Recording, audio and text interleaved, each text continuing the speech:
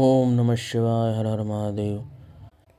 ऋषिवर उपमन्यु भगवान शिव और पार्वती के संवाद को भगवान श्री कृष्ण से कहते हुए बताते हैं कि लोकों में जो मनुष्य अपनी इच्छा से मेरे अर्थात भगवान शिव के सेवा का व्रत धारण किए हुए हैं और पूर्व जन्म की सेवा के कारण और संस्कार से युक्त होने के कारण भावातिरेक से संपन्न है, वे स्त्री पुरुष आदि यदि विषयों में अनुरक्त हों अथवा विरक्त हों, पापों में उस प्रकार लिप्त नहीं होते जैसे जल से कमल का पत्ता। मेरे प्रसाद से विशुद्ध हुए उन विवेकी पुरुषों को मेरे स्वरूप का ज्ञान हो जाता है। फिर उनके लिए कोई कर्तव्य विधि निषेध नहीं रहता, समाधि तथा शरणागति भी नहीं रहती। जैसे मेरे लिए कोई विधि निषेध नहीं है, वैसे उनके लिए भी नहीं है। परिपूर्ण होने के कारण जैसे मेरे लिए कुछ साध्य नहीं है, उस प्रकार उन कृतकृत्य योगियों के लिए भी कोई कर्तव्य नहीं रह जाता। वे मेरे भक्तों के हित के लिए मानव स्वरूप धारण करके भूतल पर स्थित रहते हैं।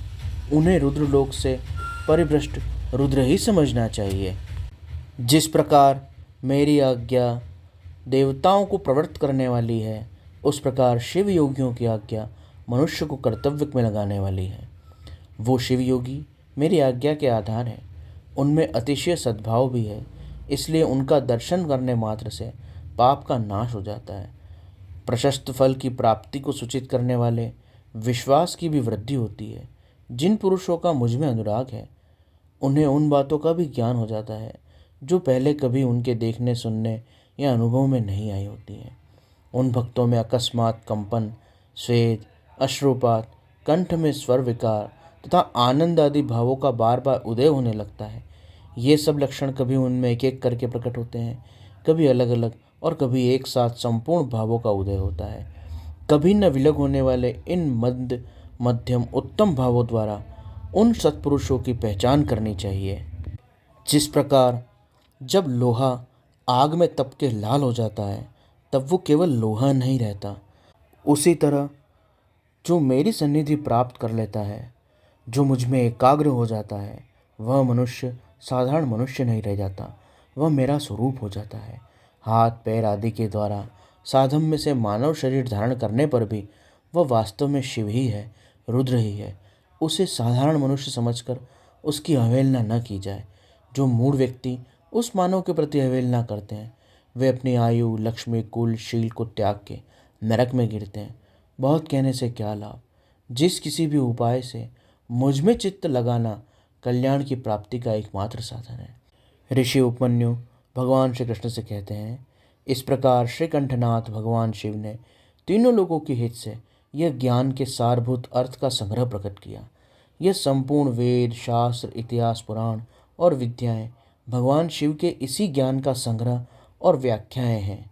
हे श्री कृष्ण प्रभु, जो शिव और शिवा संबंधित इस अद्वैत ज्ञान के अमृत से तृप्त है, भगवान के स्वरूप ज्ञान के अमृत से पूर्ण है, उसकी भक्ति संपन्न है, उसके लिए बाहर भीतर कुछ भी कर्तव्य नहीं।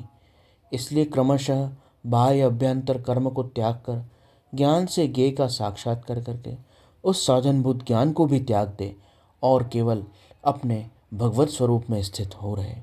यदि चित्त शिव में एकाग्र नहीं तो कर्म करने से क्या लाभ, और यदि चित्त एकाग्र हो ही गया है, भगवान शिव में है, तो भी कर्म करने से क्या लाभ और कर्म करने की क्या आवश्यकता।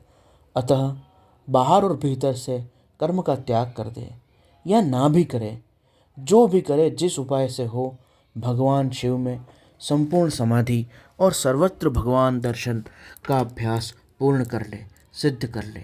जिनका चित्त भगवान में स्थित हो गया है, जिनकी बुद्धि भगवान में सुस्थिर है और जो सर्वत्र भगवान के दर्शन कर सकते हैं, जिनको अद्वैत ज्ञान पूर्णता से सिद्ध हो गया है, ऐसे सिद्ध सत्पुरुष इहलोक और परलोक में भी सर्वत्र परमानंद प्राप्त कर लेते हैं।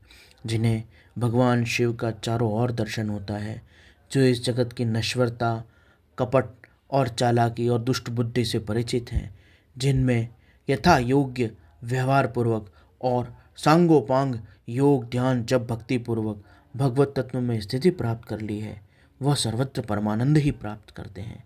ओम नमः शिवाय इस मंत्र से ही सब सिद्धियां हो जाती हैं। अतः इस पारावर विभूति उत्तम ऐश्वर्य की प्राप्ति के लिए इस मंत्र का ज्ञान प्राप्त करके और इसका जप करना चाहिए।